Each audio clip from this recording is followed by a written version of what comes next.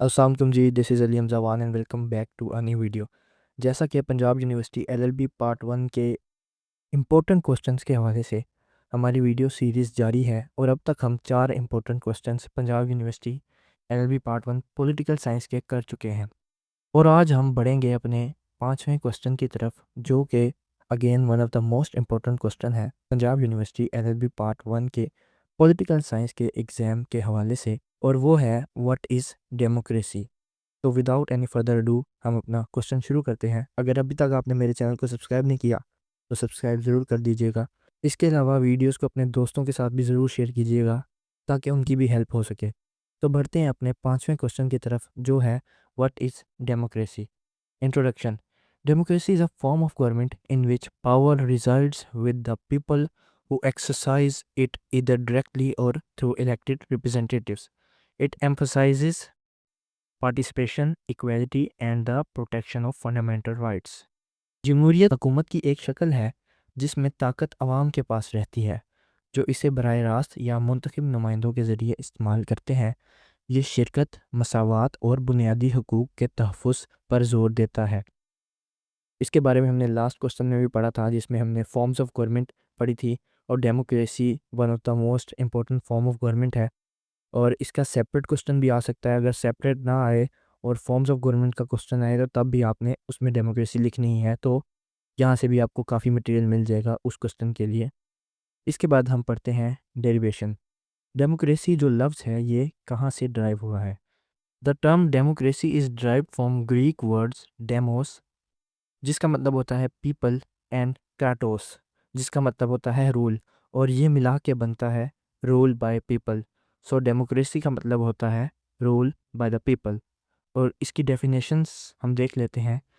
सो Abraham Lincoln ने कैसे democracy को डिफाइन किया है। अब्राहम लिंकन कहते हैं a system of government of the people, by the people and for the people.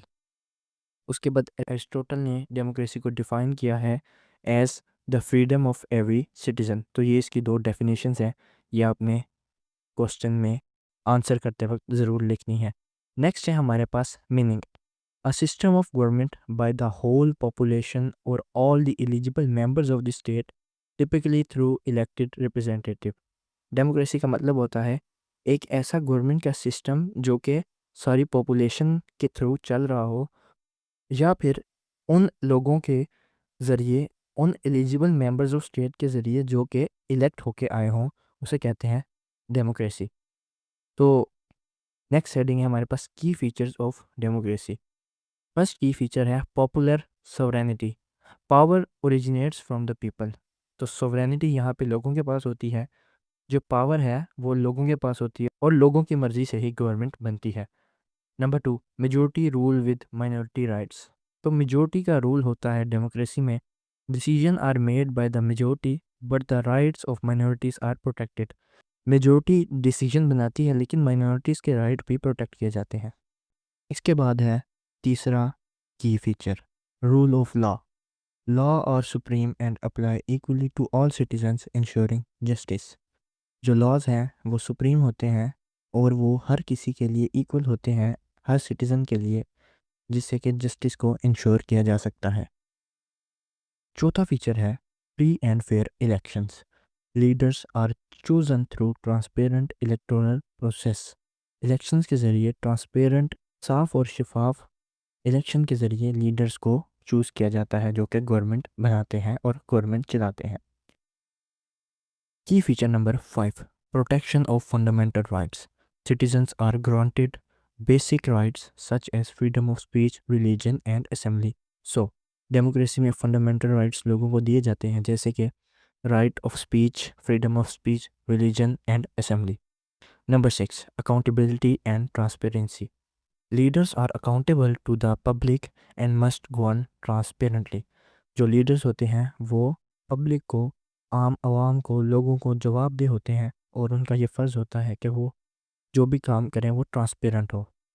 Number 7, separation of powers. Democracy में हर एक ब्रांच की, गवर्नमेंट की ब्रांच की सेपरेट पावर्स होती हैं। Government is divided into branches, executive, legislative, judiciary, to prevent abuse of power. Executive, legislative और judiciary branch में government divide होती है ताकि पावर का गलत इस्तेमाल ना किया जा सके किसी एक ब्रांच की जानिब से। नेक्स्ट है हमारे पास टाइप्स ऑफ डेमोक्रेसी। हमारे पास दो टाइप्स ऑफ डेमोक्रेसी होती है, एक होती है डायरेक्ट डेमोक्रेसी और एक होती है रिप्रेजेंटेटिव डेमोक्रेसी। डायरेक्ट डेमोक्रेसी में सिटीजन्स खुद पार्टिसिपेट करते हैं डिसीजन मेकिंग में, और रिप्रेजेंटेटिव डेमोक्रेसी में सिटीजन्स इलेक्ट करते हैं रिप्रेजेंटेटिव जो कि डिसीजन करते हैं उनके बिहाफ पे। जैसा कि यहाँ पे लिखा है, in direct democracy citizens directly participate in decision making. In representative democracy citizens elect representatives to make decisions on their behalf. अब हम देखते हैं advantages of democracy. Number 1, encourages active participation of citizens in governance. Government में participation of citizen को increase करता है कि लोग गवर्नमेंट में अपना हिस्सा लें, जैसे कि लोग इलेक्शंस में वोटिंग करते हैं, लोगों को इनक्रेज किया जाता है कि वो एक्टिव पार्टिसिपेशन लें डेमोक्रेसी में। Number 2, protects individual freedoms and right. Individuals के फ्रीडम्स और राइट्स की प्रोटेक्शन की जाती है डेमोक्रेसी में। Number 3, promotes equality and justice. Equality and justice को प्रमोट किया जाता है। And number 4, prevents concentration of power in single authority.